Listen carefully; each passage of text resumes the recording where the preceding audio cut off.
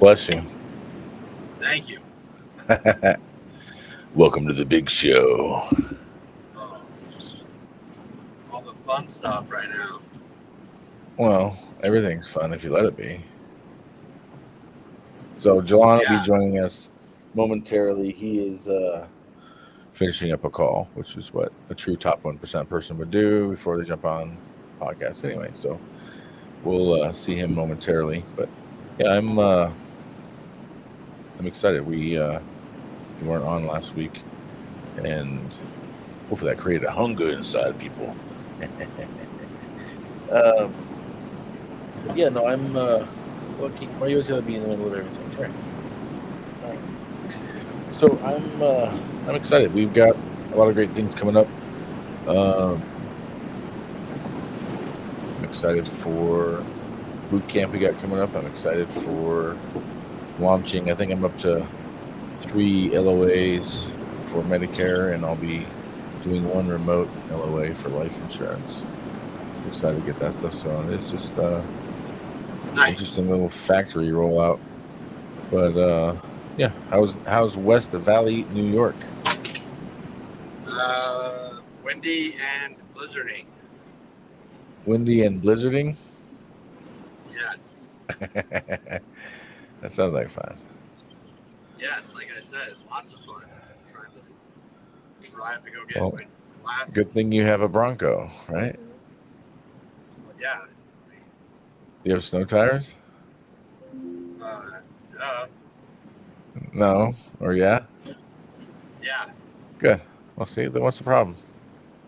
Nothing. I'm doing 78. We're fine. See? So yeah, I'm really excited. I'm going to let Jalon do most of the talking for him, but basically incorporating a few things.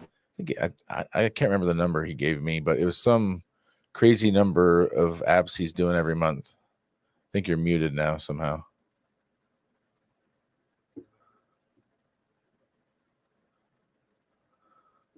Put it down your shirt. So yeah, we're gonna have Jalon on today. He's a killer in his own right. I met him last fall at the Knoxville event we did for. Oh, there he is too. So I'll just bring him in, and then we'll talk about him. How's that?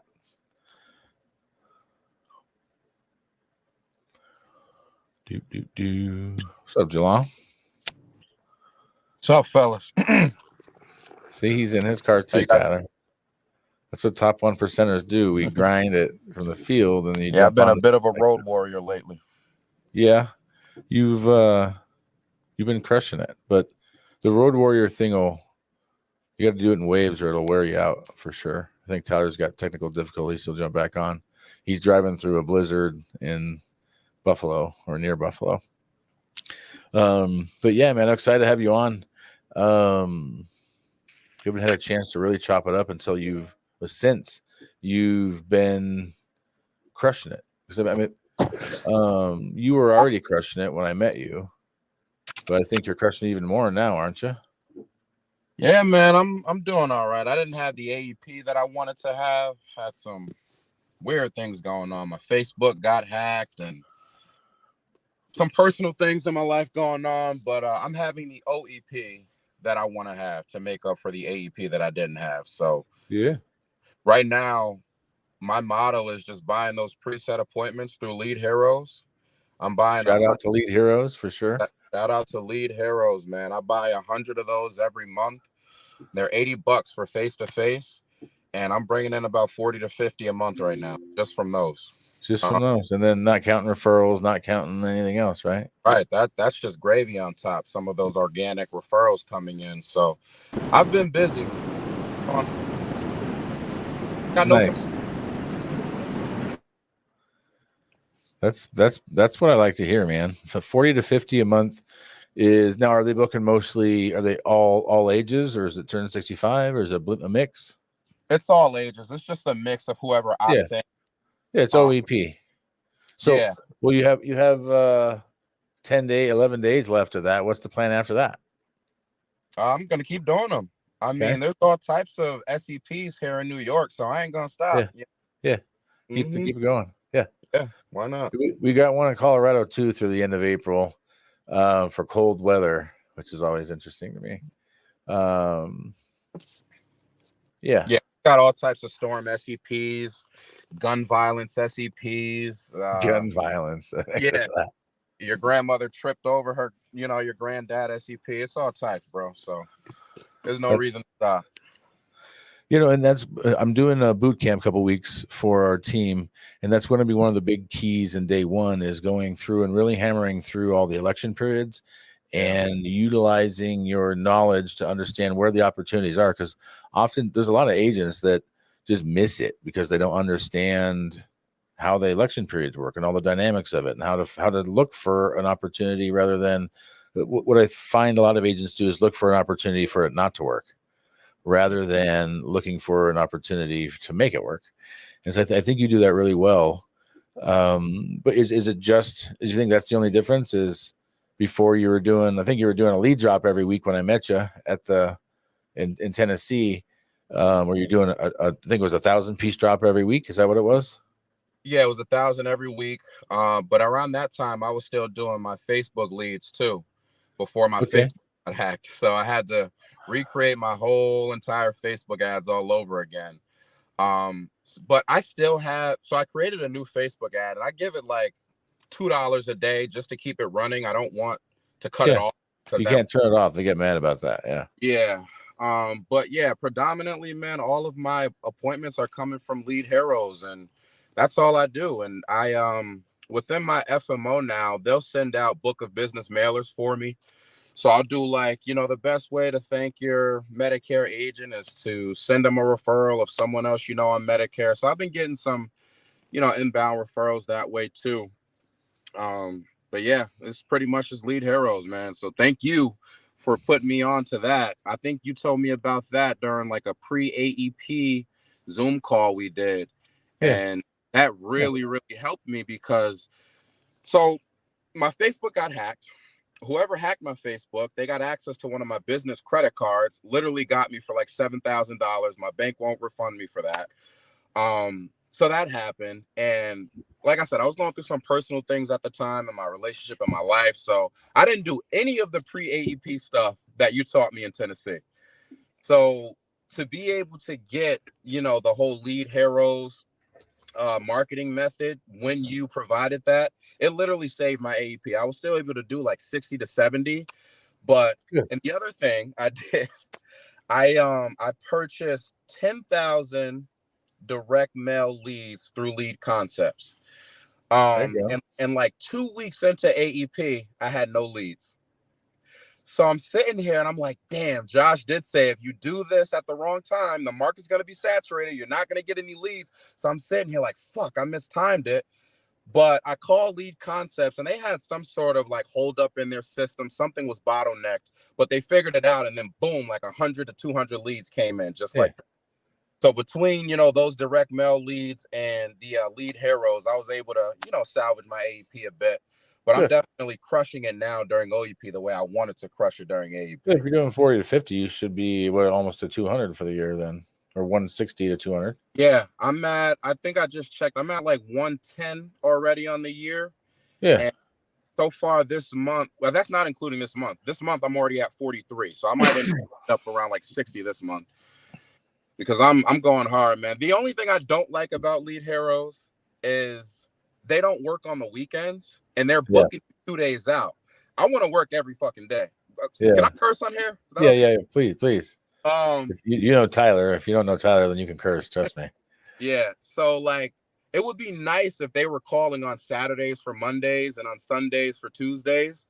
Yeah. But, right now I'm pretty much just working Wednesday through Sunday because Mondays and Tuesdays, they don't book me any appointments. Well, then what's your solution to that? And in all honesty, Mondays and Tuesdays have become like administrative days for me. Because you're okay. Well, good then. Yeah. So it's timing out. Yeah. And there's a major network issue where I am here in New York. Humana disruption. They're no longer in network with Albany Medical Center, which is like the biggest hospital conglomerate in this area. And one of the major mistakes I made in my first year is I got a little Humana crazy. right? Like 80% of my book was all Humana. So when they fell out of network with Albany Med, now I've got a bunch of people that I'm in, and I don't have an assistant. So, I'm trying to balance acquiring new clients while retaining some people who are falling off. So it's been a little bit of that going on too. So Mondays and Tuesdays are kind of my days where if I see someone terming, I'll reach out and call them before they fall off, try to keep them or, put them on a better plan. So that's pretty much what I've been doing on my days off, if you will. Well, I have good news and bad news. I think we're about half pregnant for you to be plugged into the life insurance stuff. But I was going back and forth today, getting some updates, and so I'll keep you updated on that. Yeah. But that'll add a whole new level of angle that you can take, because you can use and leverage that to fill in gaps of not only time but cash. Right. And you can really help a lot of people. The problem is, for both of you, and for like half my team now, for whatever reason, like half our team lives in Western New York. I don't know why or how that worked out, but somehow we have 3 people there now. And the difficulty of life insurance in New York is you got to do it face to face. And so doing actual life insurance in New York is more difficult, and you really are going to want to do it probably against the grain of what you're used to, which is the face to face model. Instead, you're going to want to do maybe like some time on those administrative days or build in a few extra days. But like once you get a taste of just follow the script and follow the process and the system, how quick, easy, and simple it really is. And the hard part is on the back end, following up with it to make sure that the policy gets delivered and all the other stuff. Being remote on that part of it, I find to be much more problematic than I do. Like Medicare is almost like you can set it and forget it. Right. You can follow back up and all that, but you're not worried about it not going in force. Right. Where life insurance is a little more tricky, where you got to like babysit the application from the point of application through the policy being issued. This one poor guy. So John, if you see this video, God bless you, because you're a warrior on this. We've had 2 policies we've tried to do for this guy. The first one took over a year to get through underwriting. The second one we're on we applied last July. So I mean we're cycling through. Like I'm just in my mind. I'm like, I keep telling him, John, do whatever you can. You can't die in the middle of this. That's like the worst thing that could happen here. We got to get through the finish line. But part of that is things you got to consider. But New York is difficult. There's a couple companies that the second they see you are resident licensed in New York, they immediately deny your contract because they're like, nope, we're not messing around with New York. New York's such a weird life insurance state. To be honest with you, I don't know anybody that's crushing it in life in New York to tell me why or what's different. Everybody's like, F that, man. Just stay away from it, basically. Right, Tyler? Is that pretty much Well, yeah. The in-person thing or the signature faux pas comes into play because you can't just do like e-sign, docu-sign like you can everywhere else. Mm-hmm. Which, I mean, if you're working local and running face-to-face, though, that can work in your favor, right? Because you don't have everyone else all across the country jumping in on your business because they aren't driving out here from Colorado to write a policy, right, Josh? No, I'm not. Yeah. So even though New York is my resident state, I'm licensed as a non-resident in 9 other states. So I could still, do this program in those 9 other states, right? Yeah. You sling it. And what I would do too is I'll give you a list of the hot areas. Mm-hmm. I would add to where you have like 20, 25. And the reason is the calls are going to come from nationwide. Yeah. And so the more of those, it's basically more bingo spots you own, the more dollars you can get. And it's not that big of an investment. Maybe I think if you add another 10, 15 states, it might be $1,500 to $2,500, depending on which 10, 15 you add. But then the back end is one policy could 1 or 2, 3 policies, maybe at the most. You pay for the cost on that, and now you're in a much bigger footprint, and it opens up the door for more Medicare states. So when you get your Facebook stuff humming again, You have a bigger target footprint, which with Facebook marketing, the bigger your target footprint is, the cheaper the leads are. And so the cycle of marketing, and that's really what I like to call it now. Leads, I feel like a dinosaur in some respects, or a boomer or something stupid, but leads are kind of old school at this point. And it could become a situation where legislatively, like either you generate your own leads or there are no leads. Yeah. Because of all the crookedness. And I mean, and honestly, now I can see why it's really easy to be crooked in the lead game. Because once you figure out Facebook, once you figure out these little nuances of YouTube and LinkedIn and TikTok and all these other things, the flow that you can get, like still to this I'm still surprised. I think we're like 3,300 leads I've generated for just one category since September, at a clip of like $2.52 a piece. Yeah. And so, that kind of volume allows me to give my brokers and LOAs leads for free. Mm-hmm. And so when you become an independent marketer rather than a lead runner, number one, now you control your schedule, you control your time, you control the flow. But at this point, Jalon, I think the next step for you is going to be, I would say hire an assistant, but honestly, I think the better play for you would be to hire one or two LOAs. Yeah. And have them also double as your assistant, and then funnel any and all overflow beyond what you want to do to them. You're giving them a cut, especially until they prove themselves. What you can do, I can give you all the model of it. The long and short of it is you're only giving up like one little sliver of the pie one time, and then it opens up a door for you to really double or triple what you're doing. Yeah. Yeah, I definitely LOA at this point. I would fall on. I probably lost like 100 to 150 clients. And those I had somebody helping me with some of my retention stuff. You know what I mean? But I am getting to the point now. I just eclipsed 400 clients this week. And I'm getting to the point where I feel the stress of like the calls coming in from my current base while trying to, be out and do 25 face-to-face appointments per week. It is becoming a lot. So I'm getting to that point where once you hit it was when I hit 500 that I felt I needed to get an assistant. Like I couldn't do without an assistant anymore, or I had to stop producing. Like the pressure was too much. Right.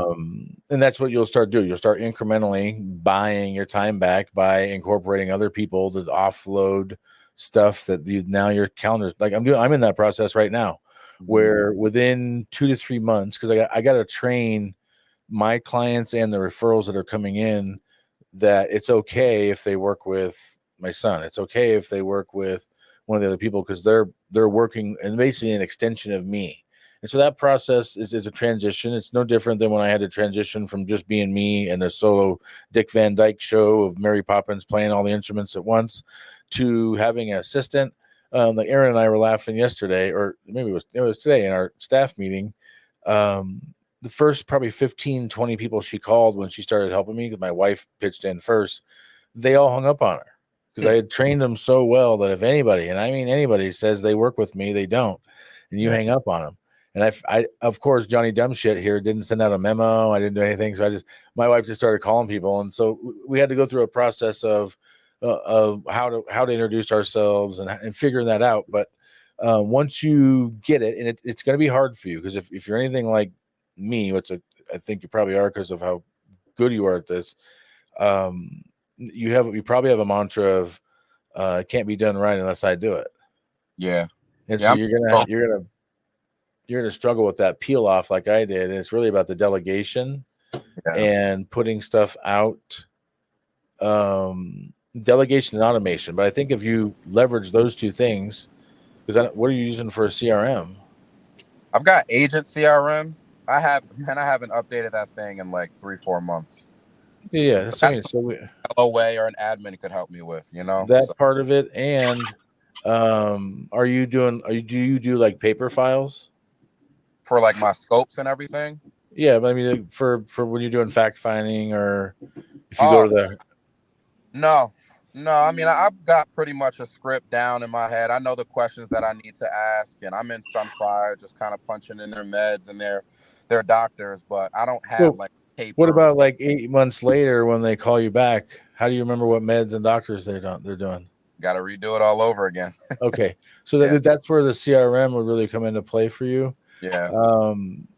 And other things too. So for me, I'm now automating my in-force appointments, probably 70% of them or more. I am now automating in-force phone calls. I'm automating quarterly phone calls for 2 of the 4 quarters and delegating the rest. And I'll tell you, the power that's in that is immense. For referrals, for instant, basically with the touch of a button, you can talk to all your clients all at once. Mm-hmm. Are you using Go Guru now? Yeah, I've by the end of this month, we'll be fully transitioned to using Go Guru. I have a crap ton. So I made the decision last week, early, no, it was Monday of this week, 2 days ago, to stop doing paper files. And so now we're going to go through this process of integrate, I got to make sure all my old CRM data gets moved over, but then cross-referencing all the files to make sure anything in the file is also in the CRM. But once we're done, then I'll be completely digital. But the power of that, number one, I didn't realize how much money I was spending on paper and ink and other stuff. Postage, there's all kinds of crap that I found. There's areas I can shrink up on expenses by just being more efficient with utilizing the technology that I have. Now, does every client have access to that? No, but the automations work for probably 80% or more. And where it's really paying off for me is, as an example, last week I did seminars, and inevitably every seminar, let's say I have 15 people say they're going to come, 10 to 14 will show, or 9 to some percentage will show. And so now we have a way to plug the people who didn't show up into one pipeline in the CRM, and they get automations and to get them rescheduled for the next month and other stuff. And it's been very effective now. The other ones go into they did attend, and they start to get automations and information, and they schedule their own appointment with a robot. It's a pretty crazy, powerful technology that's available if you're able to leverage not just the CRM, but the AI component coming into the mix. Man, yeah. So, well, I'll give you a demo sometime, and it'll knock your socks off, because the stuff I have it doing now is basically from Facebook lead being generated, the CRM is working the lead through about 7 automations to get all the basic fact finding information, so that by the time the agent wakes up over the night, you'll have some client who's sitting in their bed picking their butt or whatever, and then they go on Facebook, they see your ad, they fill out the form. And so if you're not awake at 11 p.m. waiting by Facebook, oftentimes that's lack of speed to response. The moment's gone. And so having the automations there to keep it warm for you until the morning, until you wake up, and then you wake up and all the questions are answered. You got their zip code, you got their birthday, you got their county that they're in. You can go through whatever you want, really, and you can ask them whatever questions. But I think if you start leveraging that technology, it'll make you even more independent. Is your CRM booking an appointment with them too? Like at the end of your form, is there like a Calendly link or something like that? You can do it a couple of ways with it. The one I like the most is just turning on the full AI, and then AI will just schedule them on their calendar. Nice. Like it's your assistant. Yeah. Yeah, I don't know how that would work with what I'm doing now, because like I said, Lead Heroes, they're calling these leads within 14 days, 2 days out. So I would have to have my CRM kind of in sync with, when and where they're booking. Dude, let me just put it this way. If I spent $8,000 a month on the Facebook ads I'm doing, I would generate 5,000 to 6,000 leads. Yeah. Yeah. And so now you start talking about these like the same number of money could create, like now you have a demand, not just like it's an idea. Maybe I should hire an LOA. You're like, I better hire an LOA. That's the situation I've been in. Like I didn't want to do it. I've been like, Just I don't know why, because I'm lazy. I don't know, but What's the trick around putting more money into Facebook ads? Because isn't there a cap on each ad, but you can just do like 10 different ads? just duplicate it, Yeah. and then you have the same exact thing running. Change the picture and start messing around. But then once you get to that level, you can start messing with variables. And when you start messing with variables, then you can really dial in and you can start. You'd be surprised. As an example, you could create an ad that has a kitty cat doing the campaign and saying the same message that you had in the previous ad that was, I don't know, fucking Donald Trump doing a campaign. And each different marketing piece that you created would then attract a different type of client. You can start going through pockets of clients and attracting certain things and certain types of people.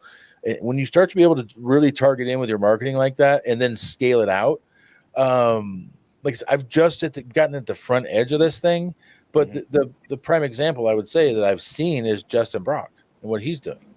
Yeah. And the full automation where he's got 40 LOAs in his office and they're all sitting there like baby birds every day. Like, I want leads. And he has this machine that's just chumping out purely like leads out the wazoo. Everything from inbound phone calls to people. I mean, just every kind of thing you can imagine of this constant pool, but they're all going into the same system.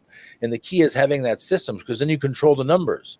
And when you have the data and you have the numbers, like if I right now, I could go in and I could look how many phone calls has Ty made today? How much talk time has he had? I could listen to the phone calls. I could see what text messages he's sending. I could see it gives you that full breadth so that as a mentor or as a person who's trying to keep all that track, because when you start running 80 appointments a month, at some point, just the volume becomes almost impossible to keep track of. The follow-ups of who have I talked to, who have I not talked to, have I done this, have I not done that? We're the system with having a good CRM, having a good funnel of activity, coupled with good back-end follow-up, and all of a sudden you'll have this what I call a Medicare machine, where people are like, "How the hell do you do so many applications?" Because I have a machine that basically puts them on the tee for me. Right. And then I get, and I'm at the level now where I can pick and choose. Look, I don't like the angle that one's teed up at. Tyler, why don't you hit that one off the tee? Or I can now be very, very, very, very, very selective of who I work with, while at the same time still getting the same credit. Because whether Ty writes the app or Melissa or whoever on my LOA team, it's the same thing as me writing the app. Right. And What do you feel like your go ahead. Go ahead. What do you feel like your close ratio is on your Facebook leads? You guys closing like 20-30%? No, we haven't done shit yet. For 3 months, the best analogy image I can give you, Jalon, is you ever seen a fire hose when someone's not holding it? Yeah. That's what happened in the beginning. I turned on Facebook leads, and Tyler and I have tried Facebook leads so many damn times, and every single time we wasted thousands and thousands of dollars and thousands of hope bubbles, was what I call them. Like, we've lost all our hope in all of Facebook marketing. And so I was just like, you know what? I went to Justin's office and I got to see what they were doing. Just he just barely, like, if you were looking at his car, he popped the hood for 2 seconds and I got to go, huh? And I got to look at the ads that they had. And I was like, fucking, I'm like, my brain was like, we're copying whatever we saw. And so I copied whatever I saw and I threw it live. And since then, it's churning out between 400 and 800 leads a month at $2 to $4 a piece. And I've even gone around and I've told some people about it. In my last training, I showed people exactly what I was doing, which nobody else does. Like, I just went to Justin's behind the agency, which was awesome, but they didn't like pull up their Facebook ads and show you what the fuck they're putting in the content, what the pictures look like, how much they're spent. Like, you didn't get all those details, but I've done that. I've shared that with some people. And even with doing that, my ads are still producing like a motherfucker. Yeah. And so I'm doing 3 different types of flavors of ads. And yeah, man, to me, it's been a liberating moment, because up until then, that's what we struggled with as a team. That's why I haven't scaled my team out any bigger, but I'm not going to. I have this vision of this Spartan warrior, like everybody on the team is just a killer. and the whole industry wants to be on the team, and we're like, yeah, no thanks. Right. We're full. Got to be elite. Right. I want to have that air of elite and special, like some kind of pizzazz. And one of the things that I'm going to do that nobody else is doing is leads for everybody, not just my LOAs, but leads for like everybody. Not everybody. Let me just tell you, if you're a duck, even when you're not ready for them or you don't want them. Yeah. No, even if you don't want show them. up and you get an email at 11:47 at night. Tyler got voluntold, Jalon, because Tyler, if I let him, he'll just go on vacation for all year and build houses and shit. Yeah. And so I put him into the lead pool. And you've gotten what, like 6 leads in 2 days? Something like that, yeah. Right. Yeah. And you just wake up and then they're already worked and you get ready and you go in and some of them say stop. If they say stop, you just call them. So all it does is they're saying stop to the automations and you just pivot and now you have a regular lead. Right. But most of them, like, here's what I'll tell you, Jalon. The 3 times I've gotten involved, because I've had like hundreds and hundreds of these coming in and people are like, I'm like, why are you not writing apps? And my son would just stare at me. And so like, okay, ready? And I would call like 6 of them and I'd write an app. Like, yeah. What's the problem? I did that 3 times. Where within 6 calls, we wrote an app and every single one of them was T65. Nice. Right. And so that alone paid for the whole month. Yeah. Of marketing. And so to me, I would encourage anyone out there to just keep trying, because with Facebook, once you figure it out, and the sooner you figure it out, the better, because it's one of those things. I've been in the industry almost 20 years now, and I've seen so many different marketing types come and go and be sizzling and then not. And like Facebook has come through 3 or 4 cycles where it was hot, then it was not, then it was hot, then it was not. And it's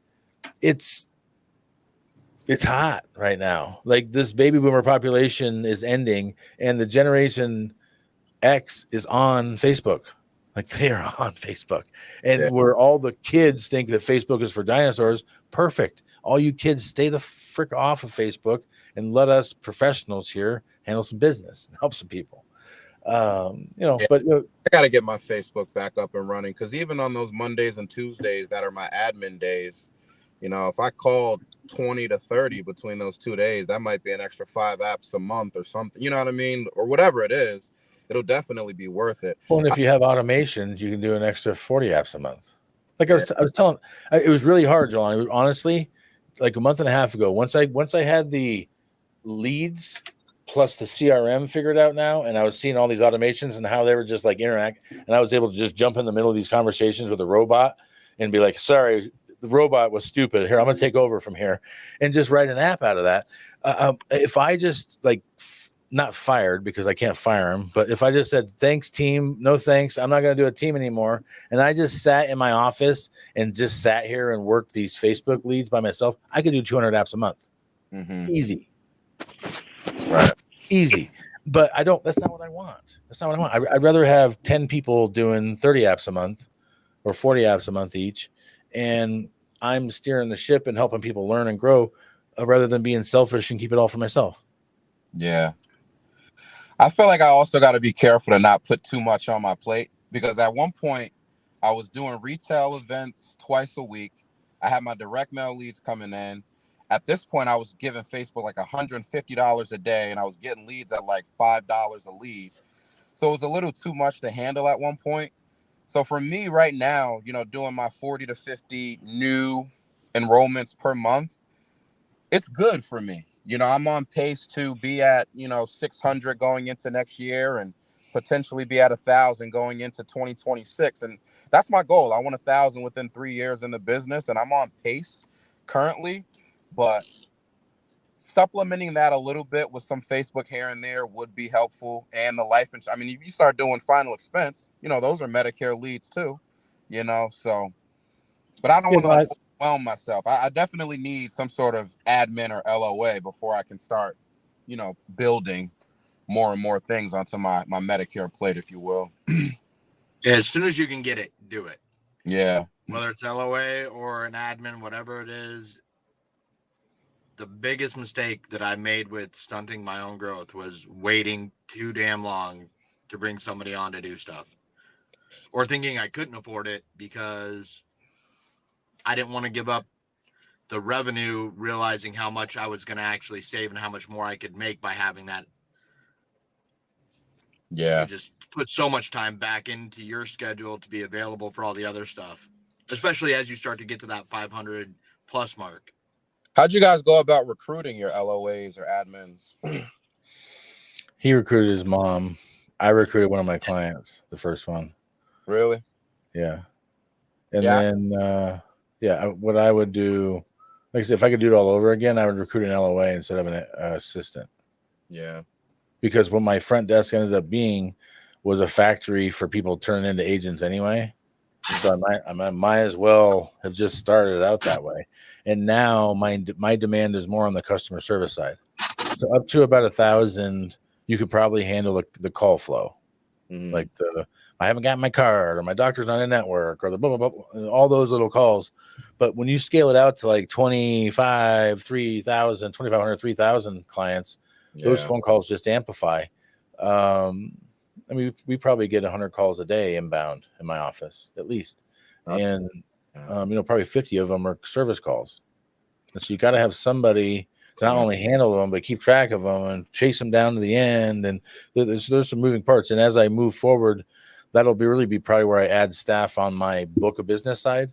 And now I'll be hiring staff to help me support the team. Mm. And so, an agent manager and a commissions and contracting person, which, that's really the only part of the restaurant that I wasn't trained on. Where Tyler and I started, there was a very dominant force in that position that didn't allow anyone to learn anything about anything when it came to contracting and commissions.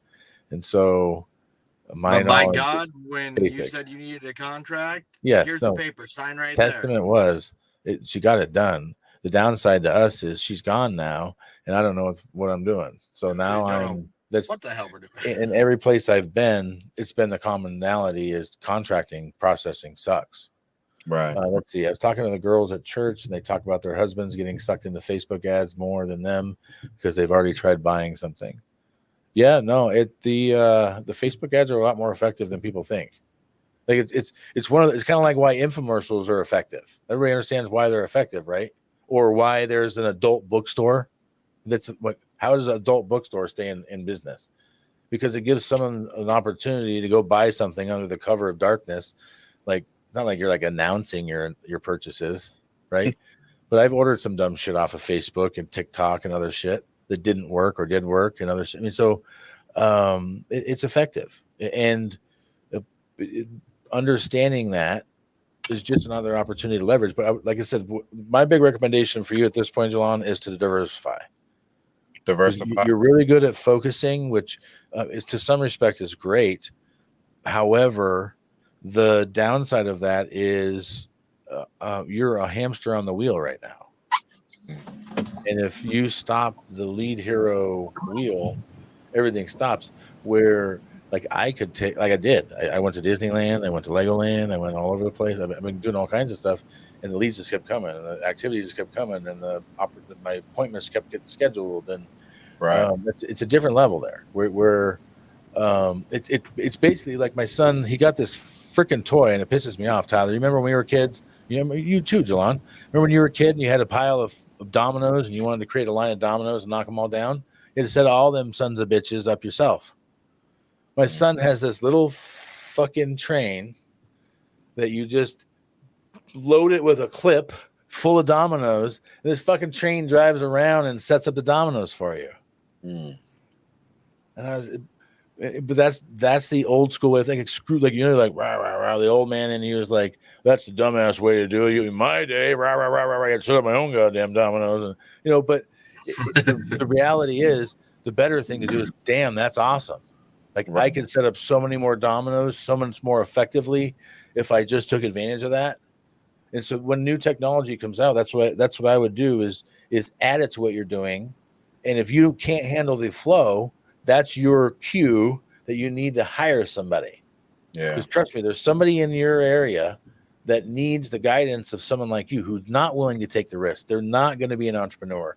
They're not going to be a Jalon, but they could be a wingman to Jalon, and they could let you lead the dance and take the risk, and they're willing to take a lot less money for the safety that you provide with your dominance, and then you're really helping them and their family too, because now they have a better job than whatever the hell they were doing before, loading a truck or whatever the hell it is, because that's the LOA part. You're not looking for someone like us. Okay, the candidate is not someone like us. You're looking for someone who wants to work for someone else, who wants that stability, who wants the paycheck, who wants weekends, who want people describe shit like that. You're like, well, how much are you making now? Because at the volume you're doing, if you passed half of it to an LOA, it would free up half your time, and you'd only have to pay them like peanuts on that. Yeah, and they would be happy. Right. Yeah. That's definitely the next step. I interviewed a girl from Higher Heroes, but her English wasn't the best. So Yeah, no, that's not the same. yeah, I have a virtual assistant. Virtual assistant's great for data. yeah, Like sorting, like right now, she's moving all our stuff from one CRM to the other CRM, all the apps and all that stuff, all the files. yeah. And so that's what that's good for. But yeah, I found that, your customer gets pissed off if United Healthcare outsources the call center to India. Yeah. So what are they going to do if you do that? Exactly. How's your team handling this whole Medicaid glitch in the system? You guys having trouble with that? Well, yeah, it's a nationwide problem. Yeah. And so you just got to call the carrier. And so depending on what level of status you have with the carrier depends on how long you're waiting on hold. So yeah, some agents are like, damn, this sucks, because they're calling the producer help desk and it's a 45-minute wait. But those at platinum status have a special phone that rings, and you go right into the bat cave and you get the answer right away. Yeah. Wait, so you guys are calling the carriers and verifying Medicaid levels still? I thought the carriers couldn't do it either. Mm-hmm. That's what they want you to believe. Oh. You can verify it. I've got like 20 applications pending with Aetna right now from this month because they just can't verify their Medicaid levels. Yeah. So I thought at the carrier level they couldn't do it either. But well, some carriers can, some carriers can't. Let's put it that way.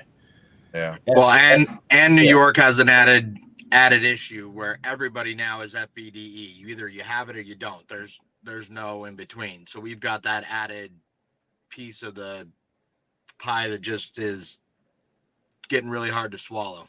Yeah. So she said. Which you had mentioned it earlier with Humana. I know you said they're out of network, but with the DSNP being PPO, they're the only one who isn't getting auto rolled, because that's the other thing, is the state's auto rolling everybody that was on the plans. If you get Medicaid, you're auto enrolled. Guess what plan is a grandfather plan that's not? Humana. Yeah. They're the only grandfather DSNP that's not. So no matter what plan the state rolled them to, you've got that in your back pocket. And more than likely, in most areas, it's going to be a stronger plan. Yeah. Humana had the strongest DSNP in my area last year.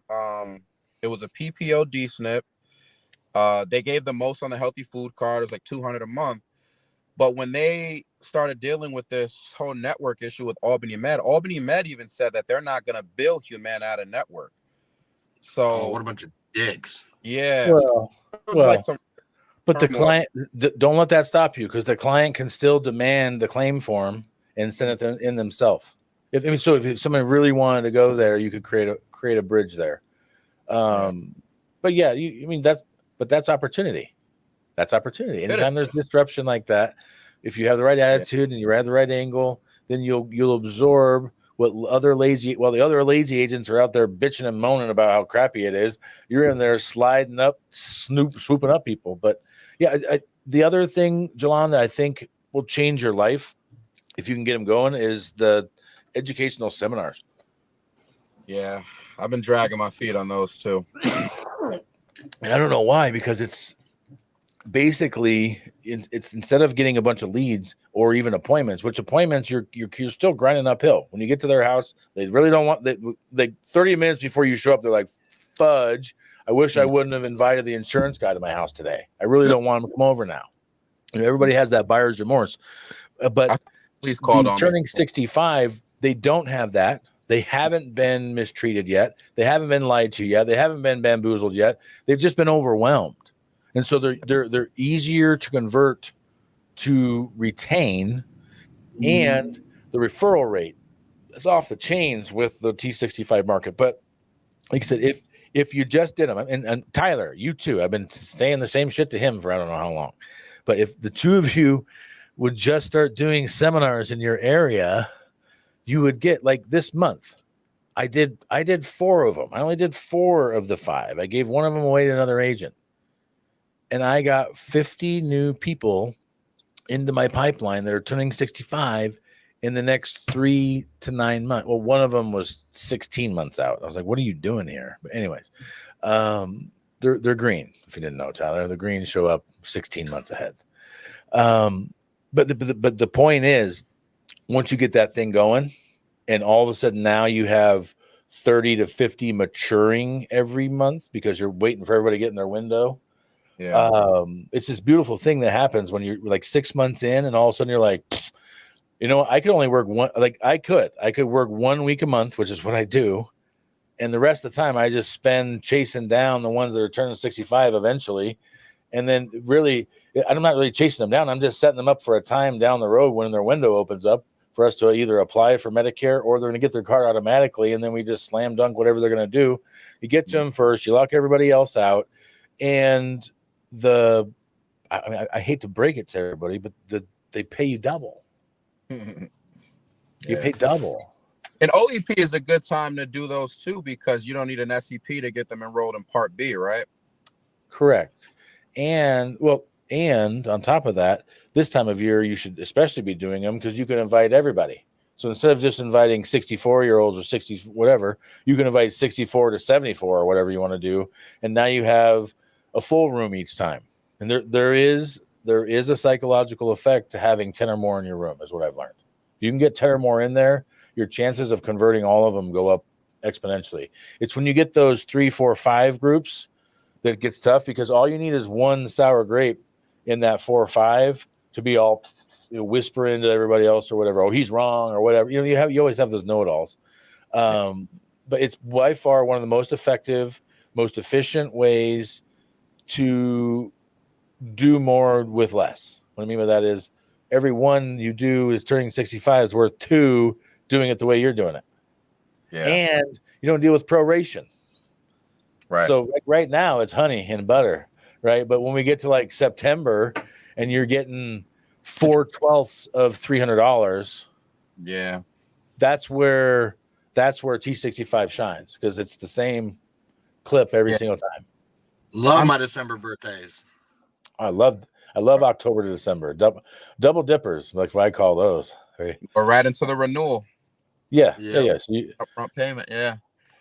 Yeah, I should, man. I'm at the point now where my FMO, they reimburse me 100% of my marketing costs. So I should be spending more. Anybody would. Yeah. Anybody. I'll reimburse you 100%. No offense to your upline, but I would too. So would anybody. Yeah. The level of production you have. So that shouldn't be like, don't get satisfied on that shit. Don't get hooked on to that tit. I'm telling you, it's a tit, and they're going to try to get you addicted to that. And just know, an override admin fee for you is exponentially worth more money than marketing money. That's why they're willing. Why? Just like take 1 second to think about it. Why would they be willing to do that? Yeah, if they're giving me $8,000 back a month, they must be making. They know they're going to get it back. Right. Exactly. They know without us. Even if you quit now. Yeah. Like you could stop doing stuff now, and based on what you've already done, until that rides out, they would make their money back. And so just like I said, empower yourself with the knowledge, and don't take my word for it. Talk to other people too. Like you should be talking to people about, what are you getting? Anywhere you go, like, what are you getting? What are you getting? To figure out who's getting what and where, so you have leverage. Yeah. I mean, that's kind of how I ended up getting the marketing. All of it paid? Yeah. I was talking to the guys at IFG, and they were telling me that they're giving their agents $100 per app that they write. I went back to my FMO and said, hey, I'm not trying to shake you guys down, but this is what the market is giving other brokers who are producing at this level, and they ended up matching it. You Yeah, know, of so course. those mouths don't get fed. No, it's one of those clubs that if you don't know it exists, you aren't in. Right. So it's same thing for me. Our first upline, we had to beg and plead for override. Mm. And they'd be okay, we'll give you an extra $20 on this one. And next year, if you do more here, you'll get this. Mhm. Right. Versus the next place we went, they put us at that they'll give them credit, right? They put us right where the top level was. And then the next, so the more educated you get, the more information you get, the more empowered you are to protect yourself in the market. But all this could be moot because the government could be like shooting the FNO in the forehead this evening, or whatever. So we'll When find did the out. But final rule come out? Is that in April, I'm hearing, or what? it's right before AHIP launches. So usually it's in that May-June range. Gotcha. You'll know because the whole industry will blah, blah, blah, blah, blah, blah, like the real estate agents have been doing lately. You guys bubbling and prickling over some kind of legislative change, right? Everybody goes back to defending their position, but yeah, no, For you, real quick. Yeah. What do you think the long-term value of one of your Medicare clients is? Because I saw Justin Brock, he did a video recently. He said like 1,500. Yeah. You think I think that's a solid number. Now, Yeah. that's like there's a different answer for my clients and for my LOA's clients. So my LOA clients, I would say 1,500. For my clients, I would say 2,500. Yeah. Because I actually, I started shopping my business around just to see what it was worth. And I think it was Access Capital. They came back at like 1.5x. Yeah, that's small. I'll give you 2. Yeah, that's fine. I'm like, I think long-term value. You ever heard of Evan McGuffey? Yeah. Yeah, he's got that whole like MetaZoos Yeah. like LTV calculator thing. And I punched in like 400 clients at like an 80% retention rate. And the LTV is like 1,200 if you keep 80% of your book, you know, year over year. So at that rate, I've got a $400,000 asset right now at 400 clients, you know, more than even. And if you factor in, you know, that the Medicare Advantage commissions have gone up year over year, you factor in referrals, you factor in cross-selling life insurance, it's worth even more than that. So I'd be stupid to sell it for 1.5x. Not that I was going to, but I just wanted to know what someone was willing to pay for it. Yeah, that's honestly like bottom of the barrel. But once you build, that's because it's too small right now. Yeah. When you get it to over 1,000, it's worth more. When you get to 2,000, it's worth more. The bigger it gets, the worth more value it has. Mm-hmm. Yeah. The further you get up there, it makes it you attract more buyers, so to speak. I mean, it's like going fishing, to use Josh's analogies all the time, right? Like if someone's just going to stroll by a pond and cast in a line, they're not going to do it because there's little, sunfish in there. But if someone knows that there's monster bass hanging out in there, then you're fighting for a spot and they make it a private club and you got to pay this membership fee to get in, right? So, I mean, the bigger you get, the more known you get, the more reputable you have to justify your retention as well, to show like, hey, my retention has been 90-95% for the last 5-10 years, whatever. The more interested buyers you'll get looking at it, because then they know that it's for real and you're not just, having an 8-month retention. Right. Face-to-face, a face-to-face book's always worth more than a phone book. All day long. And so the disadvantage you have is the New York market doesn't have hospital indemnity. It doesn't have a lot of the other opportunities.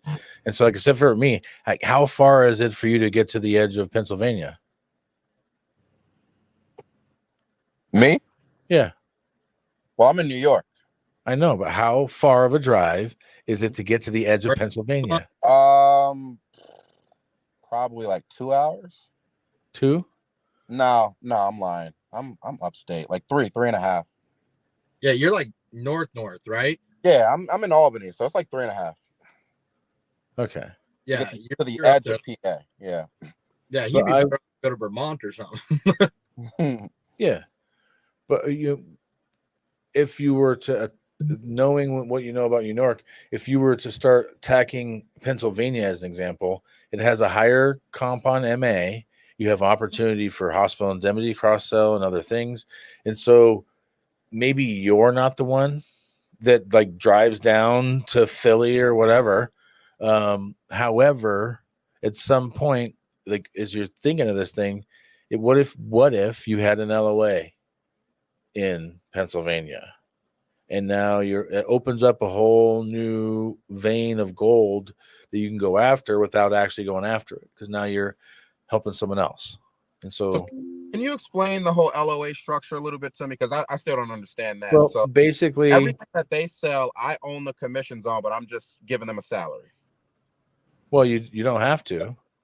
That's one way to do it. You can literally just tell them to go kick rocks if you want to, because that's you own the whole thing. You own the business, the commissions, that part of it. All they are is the servicing agent, which means they can help like change the doctor and order a new ID card, that kind of stuff. But the idea is you take all the risk, you do all the activity generation, you do all those stuff.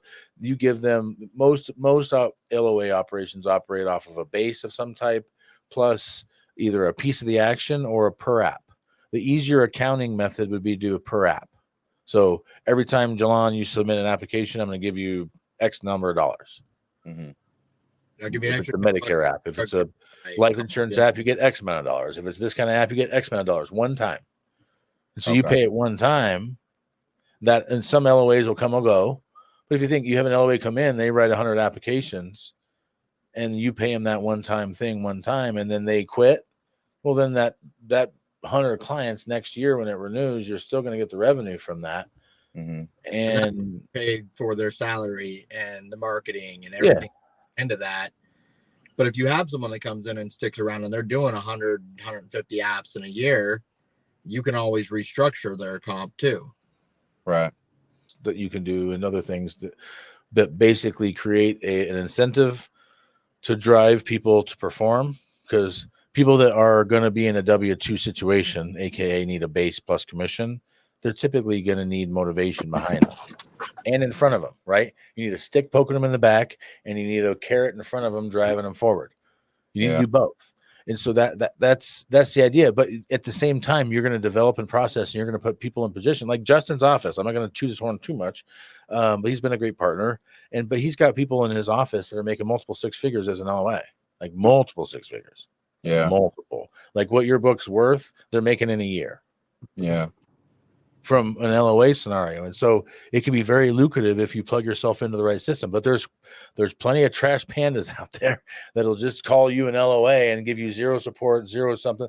But you have credibility there because you're out there crushing it. Mm-hmm. And so you have something that someone can duplicate. Like, okay, you're going to do the next appointment. And then after you show them to do appointments, eventually you can start generating an extra 100 appointments a month for someone else. But the idea with that, you need them to be in different areas, because Lead Heroes gets you. They have only a certain bandwidth per area. You only have a certain bandwidth on your internet. So, anyways, we're over an hour. I know your time's valuable. I appreciate it. I've got to run to a T65 appointment myself, so I'm gonna go crush an app. That's what top 1% folk do. So I hope we get to do this again. We should once a quarter. I'd love to have you on this year to see how things go. But yeah, man, for sure. We'll talk in regards to the life insurance too, and I'll see you guys at Medicare Con as well. Boom. Yeah. Come out early if you want. My son turned 21 on March 4th, and so we're doing a little mini hangover version, hangover light. We're not gonna go crazy. But yeah, if you want to come out early, we're gonna go out on the 19th. But just let me know. Hit me up. All right, fellas. Appreciate it. Good to see y'all. Yeah, good to see you. All right, take care.